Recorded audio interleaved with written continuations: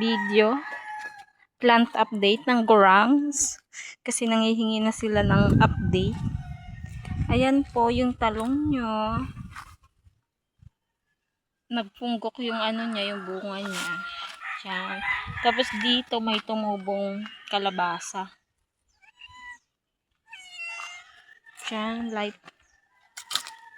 Then ito, ewan ko pumangit yung mga dahon nito. Hindi ko alam kung bakit. Itong tatlong tatlong talong.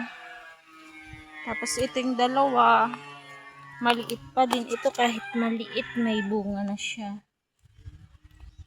Tapos ito naman sa kabila, ayan, talong-talong, may bunga na din tong maliit na to. Oh, diba?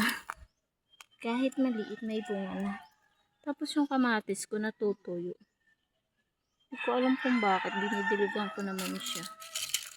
Tapos ito, magtanim ako ng patola. Gagawan ko pa siya ng bahay. Yan, apat na patola. Ang ganda ng patola ko, oh. Diba? Ang taba nila. Gagawan ko pa yan ng bahay dyan. Tapos ito, nilipat ko dito yung aking punlaan kasi inaano ng mga bata. Tapos nagtanim ako ng sibuyas. Ay, diba? Sibuyas yan, guys. Tapos yung isa mong dito, parang namatay. Yung kalabasa mo. Ayan, oh. Patay na ba siya? Yung isang kalabasa. Pero yung isa malusog pa. Ayan, oh. Tapos yung aking ampalaya, malaki na. Diba? Ito yung isa kong ampalaya. Wow! Look at the ampalaya. Oh, yun lang ang life update sa mga plant. Tapos yung mga okra mo, nagtigasan na. Kasi hindi naman kami nangangain ng okra.